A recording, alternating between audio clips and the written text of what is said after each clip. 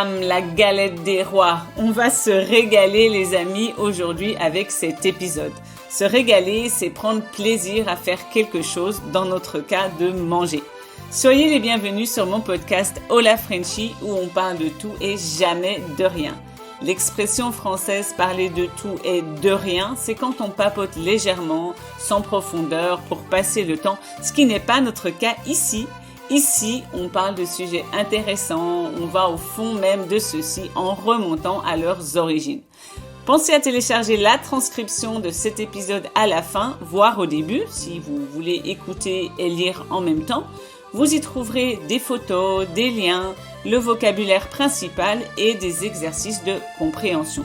C'est un document vraiment très sympa à conserver pour y apprendre du vocabulaire, vérifier des règles de grammaire et enrichir votre connaissance de la culture française. Allez, c'est parti pour le sujet d'aujourd'hui, la galette des rois, la pâtisserie de janvier.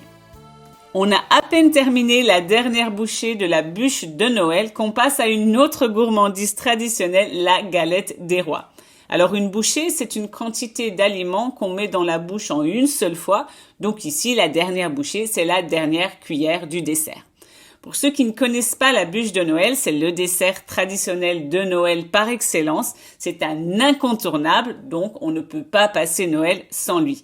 Il a la forme d'une bûche, donc d'un morceau de bois allongé et rond qu'on utilise pour mettre par exemple dans la cheminée pour se chauffer. Cette bûche peut être faite de crème au beurre ou de ganache et elle est parfois glacée. Je vous invite à jeter un œil aux bûches des grands chefs pâtissiers qui chaque année rivalisent de créativité. Je vais vous mettre un lien dans la description. Alors la galette des rois, qu'est-ce que c'est? C'est elle aussi une tradition incontournable en France. Elle est composée de pâte feuilletée dorée au four, donc dorée, c'est-à-dire prendre la couleur de l'or, le précieux matériau jaune qu'on utilise pour les bijoux, et elle est traditionnellement fourrée à la frangipane. Alors qu'est-ce que c'est? La frangipane, c'est une crème riche en amandes. Fourrer quelque chose, c'est introduire quelque chose à l'intérieur d'autre chose. Quand on parle de nourriture, c'est comme la farce, le stuffing dans la dinde à Thanksgiving chez nos amis américains. On peut dire aussi fourrer du chocolat ou un bonbon par exemple. Alors attention, il ne faut pas le confondre avec enfourner qui signifie mettre au four. Qu'est-ce qu'on fait donc avec la galette des rois? On cache à l'intérieur une fève. Donc à la base, une fève, c'était une vraie fève, un haricot. Mais au fil du temps, cette fève s'est transformée en figurine. D'abord en porcelaine et il est vrai de nos jours, on en trouve pas mal qui sont en plastique. On y reviendra sur la fève, elle a une histoire très intéressante. Alors moi, je m'en souviens très bien, j'ai grandi avec la galette des rois, comme tous les Français. On en mangeait à l'école, en famille, tout le mois de janvier, même si officiellement, l'épiphanie est fêtée le 6 janvier et qu'on se réunit, on est censé se réunir autour de la galette le premier dimanche qui suit le 1er janvier.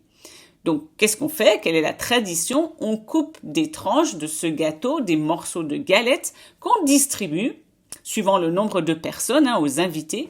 Puis la personne qui tombe sur la fève gagne la couronne, ce qui est souvent une couronne en papier doré. Quelle est l'origine de la galette des rois? Elle date de l'époque des Romains. Durant les Saturnales, je vous rappelle, dans l'Antiquité romaine, les Saturnales étaient des fêtes en l'honneur de Saturne, le dieu du temps, qui avait lieu fin décembre et au cours de laquelle on échangeait des souhaits et des cadeaux et où on accordait aux esclaves plus de liberté. Donc durant les Saturnales, les Romains célébraient le solstice d'hiver, c'est quand le soleil se déplace progressivement vers le nord et que les jours commencent à s'allonger, à devenir plus longs. Donc ils commençaient cette journée avec un gâteau rond et doré comme le soleil, et les maîtres et les esclaves se regroupaient autour du gâteau qui était partagé entre les esclaves. On plaçait alors un enfant sous la table, on coupait le nombre de parts suivant le nombre d'invités et l'enfant désignait la personne qui recevait la part. Dans l'une des parts, une fève était cachée et qui tombait dessus devenait roi pour un jour. C'est pour ça qu'on dit tirer les rois. Donc dans le cas de la galette des rois, l'esclave qui tombait sur la fève devenait ce fameux roi d'un jour et pouvait a priori faire tout ce qu'il voulait, ce que bon lui semblait, donc ce qu'il voulait. Ça me fait un peu penser au carnaval de Venise. Alors dans le temps, le masque, il effaçait les barrières sociales, il n'y avait plus d'étiquettes, de convenances à respecter. Tout le monde se mêlait, tout le monde se mélangeait, riches, pauvres, bourgeois, servantes, les prêtres aussi. Et peu importe sa condition, hors période de carnaval, en portant ce masque, on pouvait a priori se permettre tout ce qu'on voulait pendant un certain temps. Donc la galette fait un peu écho à cette tradition et si on y réfléchit, peut-être que c'est toujours un peu actuel à notre époque où lorsqu'il y a des fêtes traditionnelles ou des grands événements comme la Coupe du Monde, on a tendance à faire oublier au peuple pendant un certain temps leurs conditions qui sont pour certaines difficiles. Alors, qu'en est-il de l'épiphanie ? C'est au Moyen-Âge que cette tradition a été associée à celle-ci. Donc l'épiphanie, ça signifie apparition en grec et fait référence à la présentation de Jésus aux 3 rois mages de Bethléem. Donc de nos jours, le jour officiel de la galette des rois, c'est le 6 janvier, donc le jour de l'épiphanie. En France, on n'est pas très religieux, donc c'est pas un jour férié. Mais c'est un jour férié en Espagne, au Portugal et dans certains pays d'Amérique latine. Je sais qu'en Italie, les vacances de Noël des enfants se prolongent jusqu'à ce jour ou au-delà de ce jour. J'ai appris par mes amis italiens qu'ils ont aussi un folklore, mais différent. Chez eux, il y a la Befana, qui est une sorte de sorcière qui passe dans les maisons où vivent des enfants la nuit qui précède l'épiphanie. Donc les enfants accrochent une chaussette près de la cheminée ou de la fenêtre si on n'a pas de cheminée. Les enfants sages, gentils, reçoivent des bonbons et les autres du charbon. Alors de nos jours, apparemment, ce sont des bonbons à l'apparence de charbon, mais autrefois, c'était du vrai charbon. Durant la monarchie en France, la coutume perdure, cette fois non pas avec les esclaves, mais entre riches. Donc les grandes dames qui tiraient la fève devenaient reines de France d'un jour et pouvaient demander au roi un vœu appelé grâce et gentillesse. Mais Louis XIV n'appréciait pas beaucoup la coutume et a fini par l'abolir. Durant la Révolution française, plus question de tirer les rois, d'accorder des privilèges à quiconque. La vue seule du gâteau des rois, comme on l'appelait à l'époque, provoquait des émeutes, donc des réactions violentes dans la rue, si bien que les autorités ont voulu l'abolir, l'interdire, mais le peuple l'a quand même gardé, a juste changé son nom pour l'appeler galette de l'égalité ou galette de la liberté. Mais il n'y avait plus de fèves à l'intérieur car on ne voulait pas élire quelqu'un qui avait droit à tout. La Révolution avait pour but d'instaurer l'égalité. Donc voilà, plus de fèves, donc ça cassait un peu l'objectif même, le plaisir de la tradition de la galette d'après moi. De nos jours, la tradition se poursuit à tous les échelons, à tous les niveaux de la société. D'ailleurs, depuis 1975, chaque année, le président français reçoit une galette géante. En 2018, elle était 40 fois plus grosse qu'une galette classique. Mais selon le même principe que la galette de l'égalité durant la Révolution, la galette offerte ne cache aucune fève et ceci au nom du respect des principes égalitaires de la République. Venons-en aux fèves, donc ce qu'on cache à l'intérieur de la galette. Alors au début, les fèves étaient des vraies légumineuses, le symbole de la fécondité. Alors il faut savoir que c'était pas la première fois qu'on utilisait une fève pour sélectionner quelque chose ou quelqu'un. Les Grecs anciens, par exemple, les utilisaient pour élire, désigner leurs magistrats, tout comme le faisaient les Romains pour élire le maître des Saturnales. Donc l'Église catholique a longtemps combattu cette coutume qu'ils jugeaient païenne pour finalement remplacer la graine, le haricot, donc la fève d'origine, par l'enfant Jésus cherché par les rois mages. Les premières fèves en porcelaine sont apparues à la fin du XVIIIe siècle.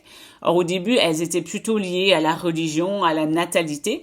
Mais pendant la Révolution française, on a remplacé l'enfant Jésus par un bonnet phrygien, qui est le bonnet des sans-culottes, les révolutionnaires de l'époque, et qui est toujours à l'heure actuelle un symbole de la République et de la France. Donc finalement, comme on l'a vu, la tradition de la fève a été abolie pendant un temps pour ne pas avoir à tirer les rois. Alors qu'en est-il de la fève de nos jours ? Alors il y en a en plastique, comme j'en ai fait mention plus tôt, mais dans les bonnes boulangeries, dans les boulangeries qui se respectent, on en trouve encore en porcelaine. Il y a tous les modèles possibles et imaginables. On peut trouver une série de personnages Disney, de Star Wars, des personnages historiques, des thèmes. L'Égypte, par exemple, les monuments dans le monde, les voitures. Il y a vraiment de tout, d'où l'existence de favophiles. Donc les favophiles, ce sont les adeptes de la fabophilie ou la favophilie, donc les collectionneurs de fèves. J'en ai vu un qui avait une collection qui dépassait les 10 000. Il existe d'ailleurs une association des fabophiles en France. Je vous mets quelques liens intéressants dans la description. Alors, de quoi est composée cette galette ?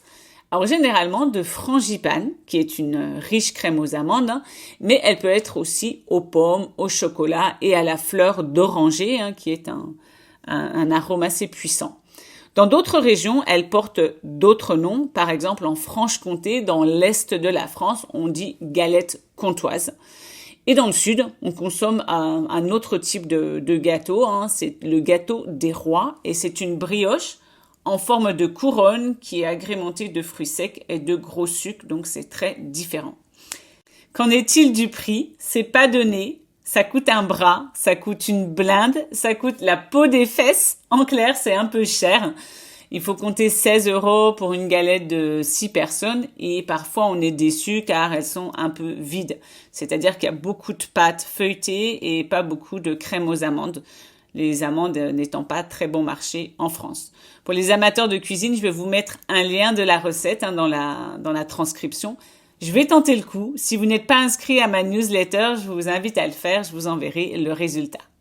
C'est ainsi que se termine cet épisode sur la galette des rois. Encore une fois, c'est une tradition très conviviale qui a dépassé le cadre religieux en France pour devenir un événement amical et familial qui dure tout le mois de janvier. Je vous remercie de m'avoir suivi. Je vous invite à télécharger la transcription sur Patreon. Je vous le rappelle, elle compte du vocabulaire, un test de compréhension et de très belles images. Je vous mets le lien. Et merci à ceux qui soutiennent déjà mon travail. Je vous dis au prochain épisode.